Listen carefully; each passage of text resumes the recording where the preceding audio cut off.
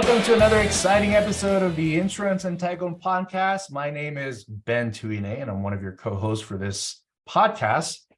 You know, this podcast is dedicated to helping practices that are just messed up in a tangled mess with insurance. Even if it's a small mess, it's still a mess. It's still a sucky mess. Yeah. So doesn't matter. Yeah, exactly. So we talk about topics that help you take control of your practice, at least increase that control over insurance, you know, help you create a bright future for yourself, for your team members, and, you know, as well as for your patients. So, you know, today we have, you know, being a podcast of multiple hosts, we're fortunate to interview each other. And today we have a guest, which is Naren. Naren is like the genius in terms of all things marketing. You know, for today in particular, we're going to be talking about a very fun topic, which is basically how to replace Delta from a marketing perspective with Google. Naren, great to have you, and looking forward to picking your brain today. Thank you, Ben. And of course, Jordan, thank you for being with us today. And I appreciate the interview today. And I think this is going to be a fun topic, replacing Delta with Google. Absolutely. Yeah, I think marketing is such a critical topic. All right, I'll start with my first question here. So how much does a practice dependent on PPO spend on insurance write-off every year, Naren? Yeah, I think this is a question I also want your input on. What I have seen, you know, in the work that I do with clients, you know, and also I work with Gary Takas, who's a coach when it comes to reducing insurance dependence. It's hundreds of thousands of dollars. I've easily seen a million practice that's collecting $1 million, you know, writing off $560,000. So typically, once you are in this PPO bandwagon, you kind of get sucked in. So most of the time, most of these practices have 80% of their patients, 70%, 85% of their patients who are PPO dependent. So you are writing off like a lot, like half of what you collect or more in PPO write-offs. So it's a big tax, right? Think about it. Like half the money you make, you don't even get to see. Insurance company keeps it. Gross. You are doing the dentistry. In other words, insurance company doesn't do anything to earn that money. You do all the work, but they keep the money, half of your money. Is that why they call it gross income? Because it's gross and net. Gross income is just gross. What do you guys see? Do you guys see did you find similar findings, Jordan and Ben, or is it different? Yeah, talking to our clients, that seems it's hundreds of thousands. I mean, it really depends on the practice size, right? Right. And how many PPOs are contracted with. I mean, yeah, I've seen practices write off 400,000, 300,000. Ben, I'm sure you see it all the time because I know you're in the weeds, you know, helping them maximize that. What do you see? Yeah, it's legitimately it's 40 to 60% of your production that's being written off, right? Yeah. What? Yeah. You know, the funny thing is years ago, like in college, when I worked for the sheriff's department in Arizona, we took a class about Stockholm syndrome, right? Okay. Yeah. And essentially, for those of you that aren't familiar with Stockholm syndrome, is that it's when the hostage becomes in love with the hostage taker, right?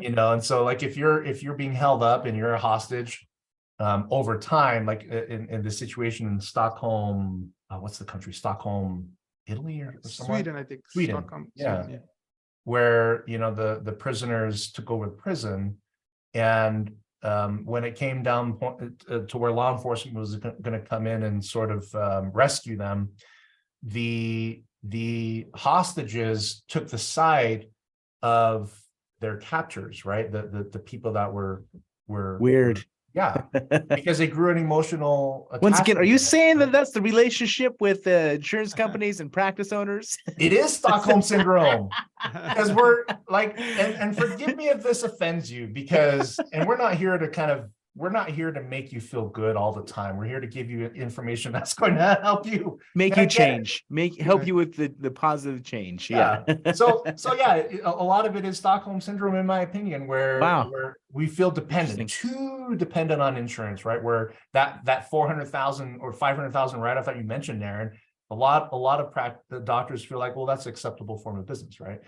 But counter question to that, Naren, is, you know, when you look at this whole, that PPO write-off, for instance, that $500,000 write-off that you mentioned, why is that not more and more considered a marketing expense in dental practices, or should it be considered a marketing expense in a dental practice?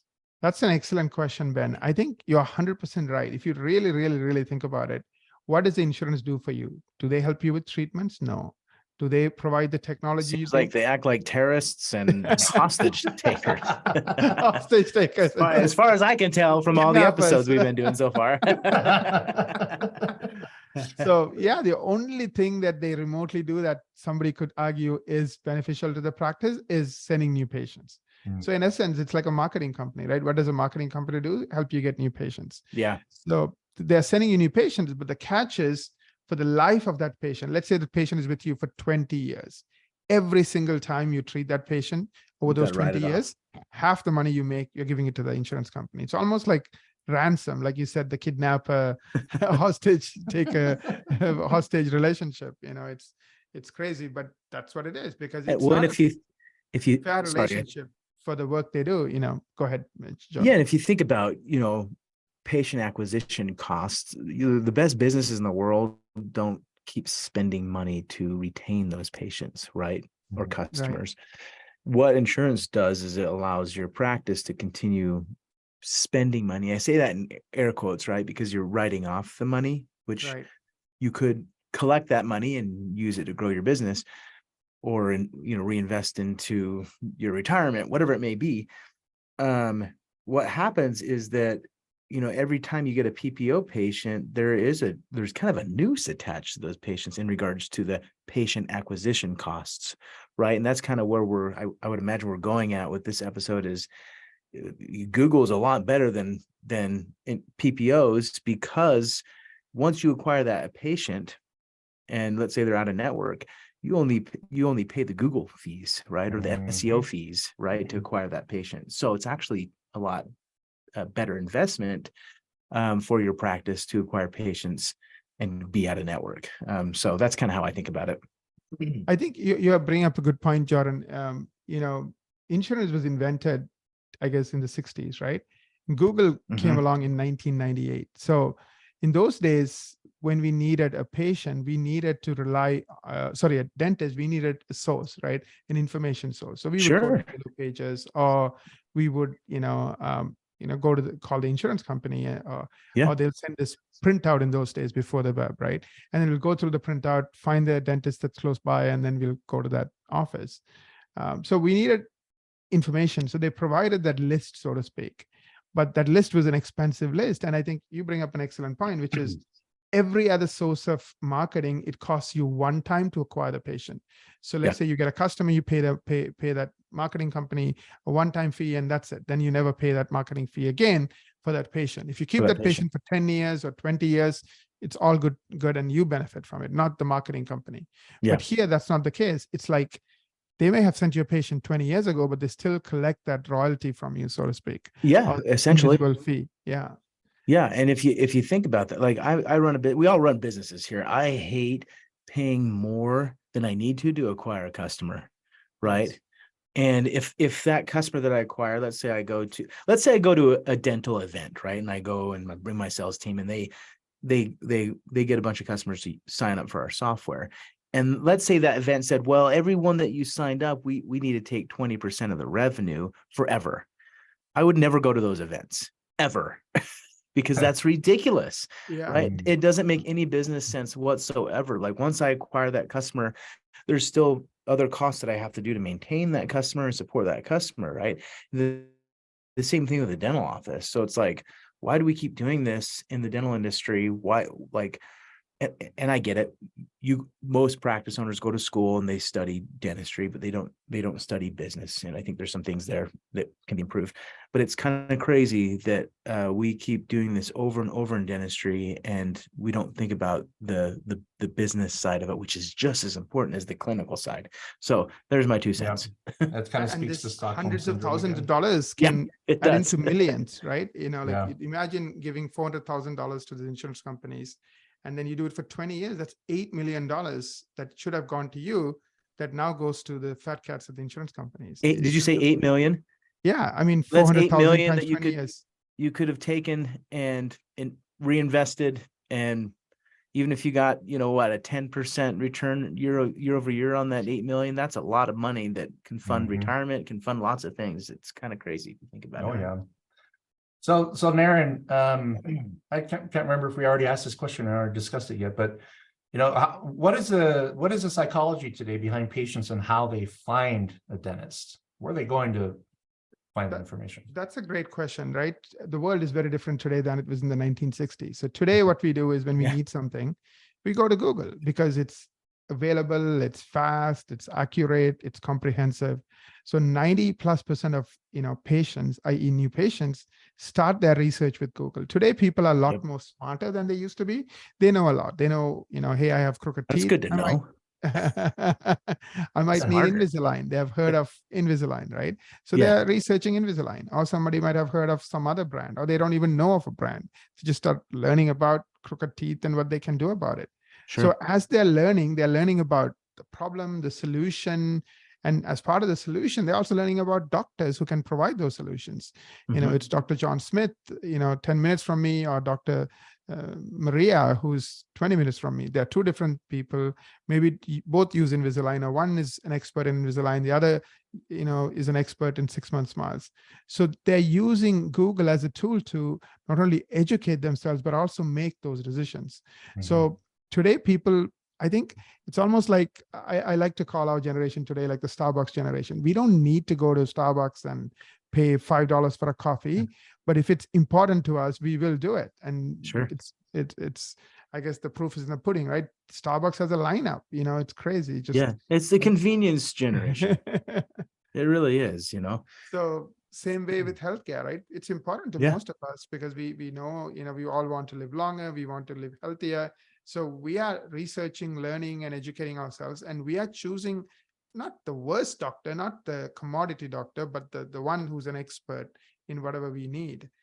So that's how we operate. So I think, like you said, Jordan, you said, I think Ben said that, right? The whole Stockholm syndrome. Like, Ben said that. We have this dependent relationship, and we feel almost like we take the side of the person who just, keeps us hostage versus doing what's best for us. But the consumers are not like that. They don't have that dependent relationship. They're always looking out for what's best for them.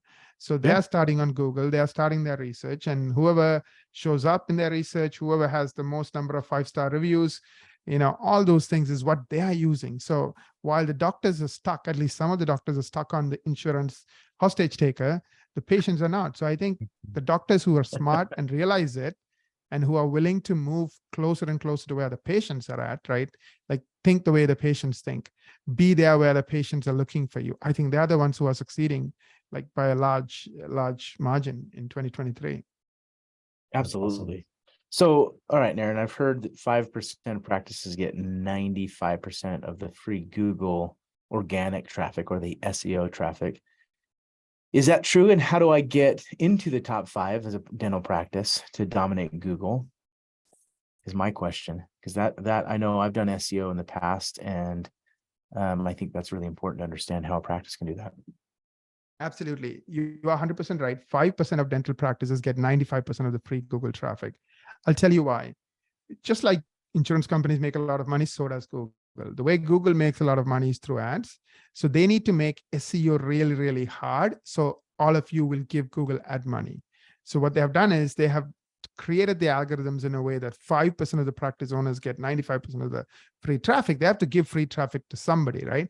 Otherwise, the people who are using Google to find the right doctor and looking for those SEO results won't see anyone, and then they won't use Google. So Google needs the consumers. So therefore, they need to give the 5% of the people 95% of the free traffic. So you're right. So because Google wants to make it super hard, SEO super hard, so that they can make money on AdWords, you need to learn how to get into the 5%. And it can be done, right? If those 5% can do it, and you know what the formula is, you know what that 5% is doing to get 95% of the free traffic, you can do the exact same thing. And, when you master that, the only thing I want to highlight is, like, imagine getting into the top dental school. You apply one time, you get into it one time. You don't do it every year, every week, every month. But Google SEO is not something you can do one time. You have to do it every day, every week, every month, because just because you're ranking number one now in the top 3 for a particular search term today doesn't mean you need to or you will rank 2 days from now. Why? Because Google wants to keep making it hard for you. So they'll keep changing the algorithms. They change the algorithms like 3,000 times a year or 8 times a day. So you need to keep at it. So yeah, as long as you're willing to learn what you need to do and keep doing it day in and day after, you absolutely can get into the top 5% and you can dominate Google. That's awesome. Kind of reminds me of, all these algorithms keep changing to keep you on your toes, right? It's kind of like Apple. They keep changing the accessories, right? Every time I go to a hotel and want to plug my phone into what they already have there, they're like, it's technology that's 10 years old, right? And Apple wants to charge you for the new cords and all that fun stuff, right? Yeah. So they have this market, this business function to kind of keep you on your toes, where those that are willing to commit on the Google SEO seem to be the only ones that are dominating at that 5%. So other follow-up question to that, Naren, I guess one of the important questions regarding cost is, what is the cost difference to do Google SEO driven marketing versus PPO marketing just by being in network, right? Where your cost to be in network is the write-off. Right. You mentioned, Ben, and I totally agree with you that you see practices spending 40 to 60% of what they produce as a PPO write-off. So 40 to 60%. So we know how much it's going to cost you if you are dependent on PPO plans to drive new patients, right? As a marketing expense. In my experience, SEO will cost you 0.5% to 1.5%. So if you're $1 million practice, you might end up spending 1.5%, which could be 15 grand. If you are a $5 million practice, because the good news about SEO is it doesn't go up as your practice gets bigger, because there's only so much you can do. There is a max you can do, right? So in those cases, it might cost you only like 0.5% if you're a larger practice. So now compare, even let's assume the worst case, which is 1.5% of what you collect, versus 45% for the PPO plans. It's almost like a 30 times difference. So you want to spend $1 or you want to spend $30 to buy that cup of tea, and given that it's a lifelong expense, you have to keep attracting new patients, all the time.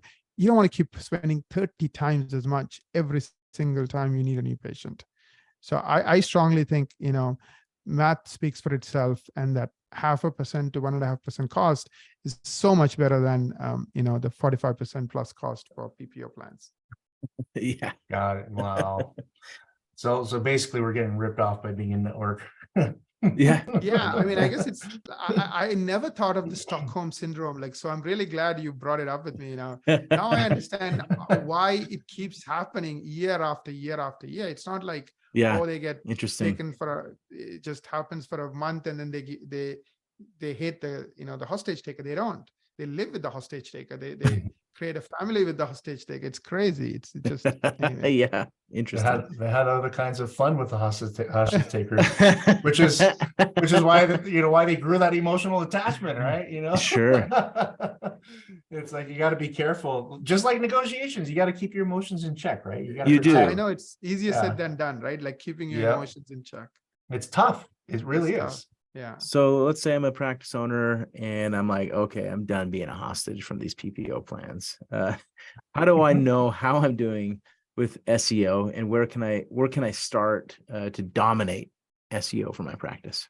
Absolutely. So let me kind of give you like a crash course on how to dominate Google. So Google is very fair. It's tough, but it's fair. So yes, it only rewards 5% of the practices with all the free traffic, but it does reward 5% of the practices with all the free traffic. So they're very clear on what they are looking at. So they're looking at NAP, which stands for name, address, phone number consistency. So you need to have hundreds of websites with consistent name, address, and phone number with your information on it. Second thing they're looking at is Google Lighthouse score. So every single page on your website gets a score from Google. If you're getting close to 100 in all the different things they're looking at, page by page by page, again, you will do well. But remember, the Lighthouse algorithm is changing. Just because you got a great score last week or last month doesn't mean you're going to get one today. So you have to keep at it. Same thing with NAP. Just because you fixed an issue doesn't mean that it's solved forever. That same issue could crop up, or a different issue could crop up. So you have to keep fixing it. The third one that's important for Google is original content. Remember, Google can read and understand words. We all know about artificial intelligence. So Google's AI driven algorithms can understand what you're trying to do. So if you copy any content, so you take a paragraph or even a sentence from someone else and then post it as yours, Google can see it and they'll know you copied. So they penalize people who are copying because they want all the information to be original. The fourth thing they look at is something called Google EAT. EAT stands for expertise, authority, trust. It doesn't affect all websites, but it does affect certain industries, including healthcare. So if you're in healthcare, you need to pay attention to it. I can go on about how to do that, but that's a totally separate segment. And if anyone is interested, write to us and we'll send you some, PDFs and some videos you can watch. The fifth one is quality backlinks. So, who's linking to you? Are those sites in Google's eyes trustworthy? Are they relevant? Meaning, if you're a healthcare site and they are talking about healthcare or they are related to where you are located, maybe the location-wise relationship, then Google sees, okay, it's a relevant link. So all those things are important. And last but not least, Google reviews. So when we work with a client, the first 5 things, we have dedicated teams. We work on it, we take care of it. So the client almost does nothing. Of course, they help us, here and there, but they don't have to do any of the heavy lifting. 95% of the heavy lifting we can done. The 6th thing where the client does the heavy lifting and we help, that's Google reviews. So Google also looks at reviews. So if you have lots of high quality reviews where people are saying wonderful things, what I call paragraph love letter reviews, that's helpful. And also Google wants to make sure these reviews are not just happen one time, but it's coming in all the time. So every month you're getting 10 new reviews or so. So those are the 6 things. So if you dominate those 6 things, meaning if somebody's working on it day in and day out, week in and week out, and think of like getting an A in all those 6 things, then you are going to be in the top 5%. And,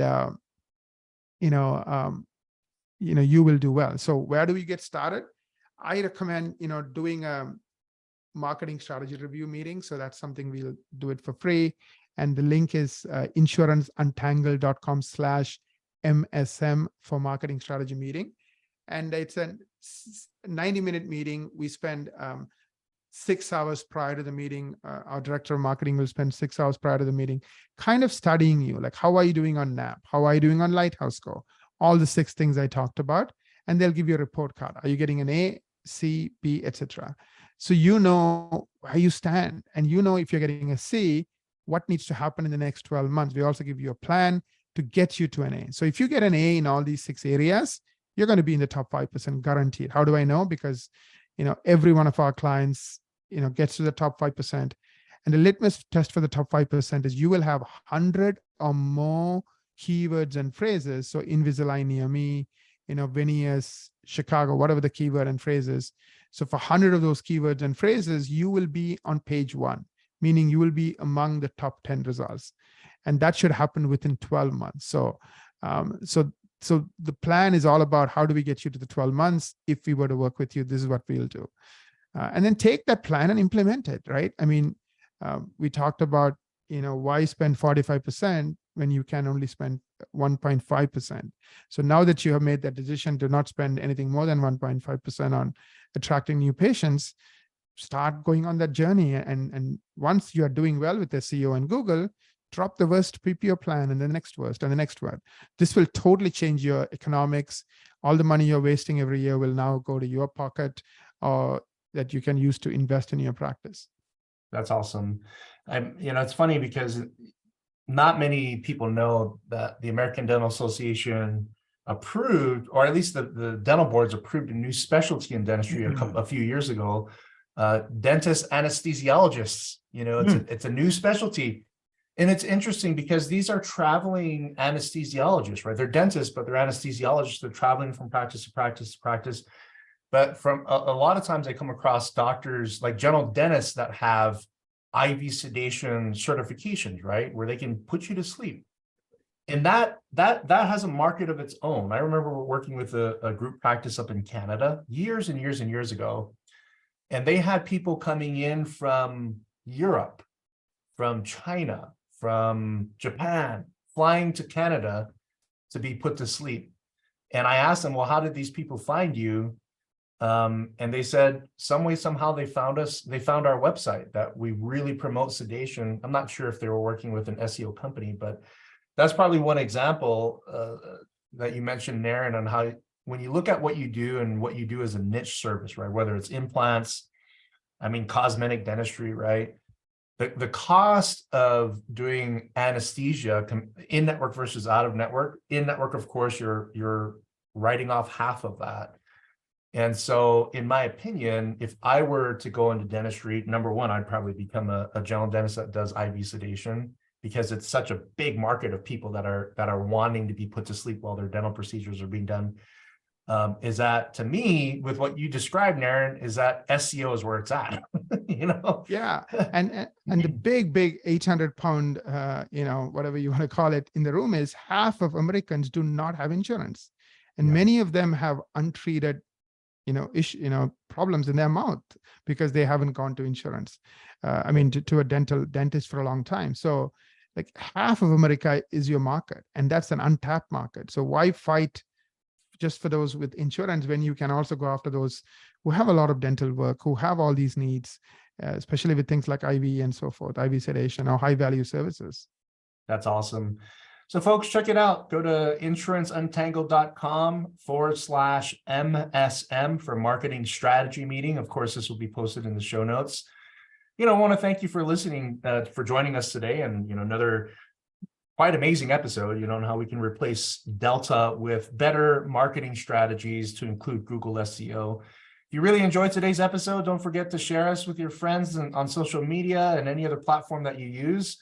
We also appreciate reviews and, of course, liking this episode. That helps with that whole Google or YouTube's or podcast algorithm to kind of put us on the top there. If you like this episode and want other people to know about it, go ahead and like this episode. If you're an insurance expert and wish to share something helpful or a tip about insurance administration or whatever it may be, and you want to appear on our podcast, please contact us via the insuranceuntangled.com website. I'd be very happy to consider your topic. To everybody else, until we meet again, we hope you have a successful week.